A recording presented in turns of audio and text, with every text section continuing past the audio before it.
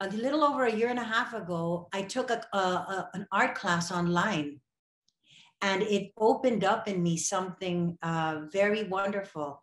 As I was taking this 21-day art class, it was an art meditation class, I started to feel so much peace and so much joy as I was at the canvas and really feeling connected to something really greater than myself. And I said, wow, this is what I want. Yeah.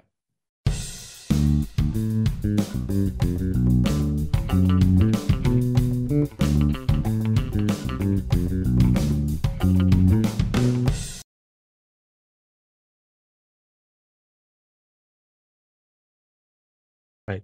Hello, Bianca. How are you? Nice Hi, Martin. How are you? I'm good. I'm good. It's great to see you in here and online. And I'm really glad and happy that you're doing this. Thank you so much. Thank you so much, Martin. It's my pleasure to be here with you and share some thoughts and talk about something that we're both very passionate about, which is the visual arts. Yes, yes. It's my pleasure as well. So thank you so much. Well, there are just some things I need to know. I mean, the audience as well, no? Especially about your art or your paintings. And you have a Bachelor of Science degree in psychology, and I'm just wondering, how did you end up teaching math? So yes, many years ago, what happened was I got my degree in psychology, and I always anticipated that I was going to go for an advanced degree and have my own practice. But then I had a beautiful surprise. I found out I was having twins. Oh, but yeah. The twins were born premature, and they had some medical issues at the first year. And so I was trying to find a profession that would allow me to have as much time with them as possible. So I had to kind of reinvent what I was going to do. And it was okay because it was my pleasure. And I knew that I wanted to spend time with them. So I got into teaching, and I actually don't even have an advanced degree. I have a master's degree in reading. Okay. But what happened was a few years ago, the math in my state of Florida became very difficult, and they needed someone to come in and teach. They needed to make the classes smaller, and they asked for volunteers, and I went and I started teaching math. Okay. Well, with the pandemic that started last year and it's still ongoing, how did it affect you as an educator? Yeah, this has been a very crazy year, right? I'm sure you have felt it personally in your life. I think this is a global, a global experience that we're all having. And it's really taught us that we are all connected on a very deep level. And actually, the bright part of this, Martin, has been that I teach in a low income school. So what happens? The majority of our students come from low socioeconomic backgrounds. And we had noticed as educators that the playing field had gotten a little bit uneven because they didn't have as much access to technology as maybe students that were in highly privileged neighborhoods. So this pandemic actually forced the school system to put laptops into those students' hands.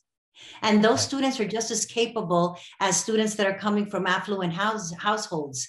So it was really a beautiful thing to see that when these children got those computers, what they were able to learn and do, and it evened the playing field. And so that has been one of the blessings of having to do this online learning and teaching, And so that's but of course, it's been difficult on many other levels. There has been a discrepancy in learning. Some students are not self-motivated. And so it's been a challenge for teachers that have had to teach online. But I always try to find the silver lining in everything. And that has been the greatest silver lining, Right. Okay. So you're still doing class online, or have you gone back to school? No, we go back to school now at the end of August, and our state has decided that everyone, no matter what, is going to be learning in person. Yeah. So what's a virus situation there in Florida? Oh, we're one of the worst states right now. We are having Texas, I believe Arizona is the other one. We are one of the, I don't want to say epicenter because I don't think they're using that word for us, but it's really bad right now. Okay. So we're actually, I think, worse than we were. I just think that we're more prepared mentally, and we also know what we have to do to stay safe. So I think that's why they're taking the chance, you know? Okay. Well, a lot of people who doesn't know you will be surprised that you have a Filipino blood. And well, looking at you, you don't look like one, not even an inch. No? So can you tell us about your Filipino heritage? Well, you know what? My mom is Filipina. My mom is half Filipina and half German, actually. Right. Yeah. And then she was born in Louisiana, Laguna, as you know. Yeah. And I was actually born in Manila. Right. And so, although I may not look Filipina, I feel very connected to that part of my roots. Right. Yeah. When was the last time you were in the Philippines? When I was 13 years old. Okay. So many years ago, we're not going to do the math. All right. Okay. Okay. All right. Do you have any fond memories of the country? I mean, Yeah. Yeah, I have to tell you that, as I was saying, I feel very connected. I didn't have a lot of opportunities to know my grandmother. We used to call her Owa, but one of the most, she taught me a very valuable lesson, and a lesson that has stuck with me forever. So she took me one day all over Metro Manila. We walked to every church that there was in Metro Manila, from church to church. She would pray at every church, and I would say, Owa, you know that this is not a Catholic church. And she looked at me and she said, and do you think that God is not here? Okay. And I was like, pow, it opened me up in such a strong way. Of course, God was there. Right. And of course, he was in every single church. So you know what? That is my most fond memory, believe it or not, of the Philippines, is a lifelong lesson that my grandmother gave me one afternoon as we visited all the churches in Manila. Right. Yeah. Yeah. I remember she's quite religious. Yeah. Yeah. Yeah. Right. Okay. Well, let's talk about your art. I think it is more interesting. Why you wanted to become a painter from being an educator? As an educator, you have to take a principles of art course, because you may have to teach art to students in class, So I had a basic foundation, and I've always been passionate about art. So wherever we've traveled, ever since I was little, I've always looked at art. I remember the art that was in our religious books at school. It was like this medieval art, and I used to look at it and I was fascinated with it. So, but what happened was, about a little over a year and a half ago, I took an art class online, and it opened up in me something very wonderful. As I was taking this 21-day art class, it was an art meditation class, I started to feel so much peace and so much joy as I was at the canvas, and really feeling connected to something really greater than myself. And I said, wow, this is what I want. Yeah. This is what I want to do. And so ever since then, most every day, either I work in my journal, or I put layers on a canvas, and just started my art practice. Right. When did you start painting? Like about over a year and a half ago. Formally taking classes and starting to really get serious about it, because I had always dabbled a little bit, but not to the degree of working on a canvas and putting something together like I'm doing now. Okay. So you took a course with an established artist. Yes, her name is Whitney Freya, and she's a wonderful, beautiful artist. And she makes painting. She helps you break down the fears that you have about going to the canvas, because I think many people are afraid to go to art because they think that they'll make a disaster. And she really makes you feel comfortable and helps you overcome your fears so that you can go to the canvas. And she's also very much about empowering you and every single person to create art at whatever level you're at, you know? Right. Okay. So I noticed that in your paintings, it has this Marc Chagall feel, you know, in your paintings. Thank you so Yes. much.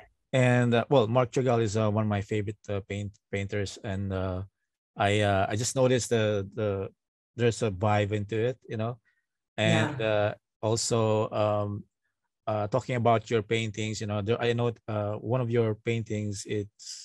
I think it's inspired by Indian folklore or something. You know, that you have this girl, and I think it's right there in your at the back of you. Yeah, Oh, right there. Tara, the goddess Yeah. Tara.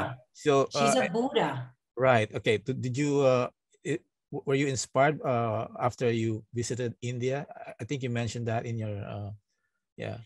Yeah, I actually, I think I read somewhere about you that you love music, you love art, and you love God. And I can tell you that I am the same, I'm the same way. And I have been turned on to India since the Beatles. Right. And when I had the opportunity to go with the United States government over there and learn all their culture and really immerse myself in Indian culture, it's been a very strong influence in my life, to be honest with you. Yes. Right. Okay. So the title of that is Green Tara. Yes. Okay. Right. And I one of the my favorite painting of yours is Alchemy. Can you tell us about that? You know, I mean, the colors are really nice. You know, well balanced, and yeah, You it's know, great. that's something I wish I could say that I had a pre-planned composition every time I went to the canvas. That's not the way that I'm working. I'm going to tell you that it's very interesting, this process. It's called intuitive painting. And it's, you come to the canvas, the way I've been doing it is I come to the canvas with no preconceived notion, and I start allowing the colors and my feelings to speak to me, and things start to come out, and I get little nudges to go in certain directions, and then all of a sudden they start to take form, and then of course I try to make it all go together. But so there's no real pre-planned thing. So Alchemy was like that. Alchemy was, I actually was thinking, the only thing I was thinking about when I did that one was that book, The Alchemist, Right. and the journey of that boy, and thinking about my own journey. And then that's what inspired that. Right. Well, you just answered my next question, because I was about to ask you that because I know a lot of artists play music while painting or drawing, not mindful of the clutter around them. You know, in your case, you know what describe your working environment. You know, what inspires you to start a concept or idea? I think you answered that, right? Right. Yeah, and I think that, I get, I'm always thinking, and I always am listening to my intuition. Right. And for example, yesterday I was exposed to something that was talking about I think it was the Tasmanian sun moth. And I was curious about what it looked like because they were describing it so beautifully, and it had these iridescent colors. And I said, okay, so that now becomes something that's planted in my brain as a subject that I would like to maybe see in the future. But if you're asking me about my work environment, so I have to have music. Right. And the music I have depends on the feeling that I want my painting to have. So sometimes I am doing like Indian chant music, and Okay. sometimes I am doing rock and roll. Right. And so it's the energy that I want to bring that day. And then I always try to light up some incense. To me, that this studio becomes like a sacred space for me to create. Right. And it's a space where I become in communion with my intuition, with God, Right. and allow that to come through. Right. Okay. You mentioned that your mom brought you to art galleries in the Philippines and even bought you a Peck Pinion painting. Yes. Do you remember what the painting was all about? Yes, it's water buffaloes, and they are drinking at a river. And it's a few water buffaloes all together, and they are, like I said, drinking at the river. And my mom has always loved art as well. So this is something, it's in our family. There are a few artists in our family. Right. And so even though she hasn't painted herself, I think that she's always had an appreciation for art, you know? Right. So do you still have that painting? Oh yeah, yeah. That painting is actually in my mom's house, and I'll inherit it in the future. But right now, it's in her living room, and Do you have yeah. any idea who Peck Pinion is, aside from being a painter? Well, she actually told me that he was a comedian, Right. That's right. That's true. and that he started painting, and she's just very drawn. I think she wanted a very typical scene of the Philippines. She wanted a rural scene and something to connect her with that part of the Yeah. Philippines. So that's what she liked about this canvas. Yeah. Yeah. I've known him as a comedian in movies. You know, uh, he his movies were in the 60s or early 70s, and I've Uh-huh. seen him being an actor. You know, in fact, he has a his name is Tugak. You know, you know, it's a comedian name. His comedian name, screen name Uh-huh. actually. And I didn't know that he's a painter. I only got to know that he paints when I went to you know, Harrison Plaza, the shopping mall. Yes. Yes. It was newly built then, and then my dad took me there, and it was really huge. And I saw his art gallery That's there. exactly where we bought it, in Yeah, Harrison and Plaza. then I saw his name in the paintings, you know, and that's where I knew that he paints, you know. So it Yeah. was really yeah, like what you said, you know, that's where you bought that painting there in that shop. Yeah, I remember that Yes. shop in the Yes. corner. Yeah. Is Harrison Plaza still there? I don't know. I have no idea. No, actually, they're demolishing it. I don't know what they're going to do Okay. after that. Yeah, because Yeah. it's really old, Yeah, and I can imagine. yeah, and a lot of malls, shopping malls, big shopping malls were, you know, in Manila. Harrison Plaza cannot compete in those huge shopping malls that Yeah. exist right now. You know, especially Yeah. SM, you know, and the likes. So, Yes. you know, if you're if you can go back in time and if you're given a chance to meet old masters like Da Vinci or Michelangelo, for example, who would that be and what would you ask them? Gosh, you know what? That's a tough question because there's so many brilliant painters, you know, and masters. I think I would love to talk to Da Vinci just because I want to talk about not only about his paintings. I want to talk to him about everything. He was such a curious person. Right. Yeah. He was the first, you know, he was asking so many questions. I just want to hang out with him and Mm. go on adventures with him and see where he takes you know, where he takes me because his mind was so brilliant, Right. you Yeah. know. Yeah. He's also a scientist aside from being an artist. Exactly. Yeah. Exactly. And I think that's the thing. I think painters are also observers, right? And visual artists are also observers of life, whether you're acting out the psyche of someone or whether you are visually representing something in the world. So we are observers just like scientists are in a lot of ways, you know. So it's not that far, you know, Right. away Right. on that level. Yeah. How do you see yourself 5 years from now as a painter? Wow. So you know, I want to keep learning. I want to keep exploring different mediums. I just saw something about encaustic painting that I loved. I loved the texture of it. And so I want to keep growing.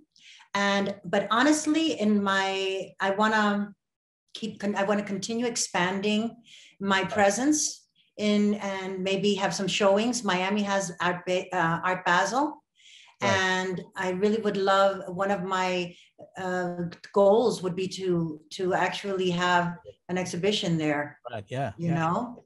Yeah. That would be interesting. Yeah. Yes. Have you sold any painting? Yeah, Any? I sold Alchemy. Right. Okay. And yeah, I sold a couple of paintings, smaller works, you know, Yeah. and so I'm working on a larger sizes now that are not so expensive, because I do want because I do want people to be able to buy the pieces, Right. Right. because you know that there's actually a study out there that says that people that look at an original art piece, their brain reacts differently than looking at a print. There's Right. something, there's Right. an energy exchange that is actually present there, you know? So I want people to have the ability to buy art and have it in their homes, original pieces that are not just mass manufactured. Right. Yeah. Well, that's really great to hear. You know, I hope that you will prosper. You know, with Thank this you. painting. Well, I don't know. Maybe you're gonna go full time in that. You know.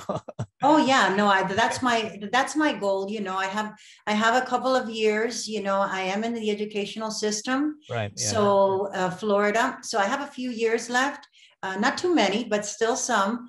And I've decided that for my next act in life, I want to do something that I'm very passionate about.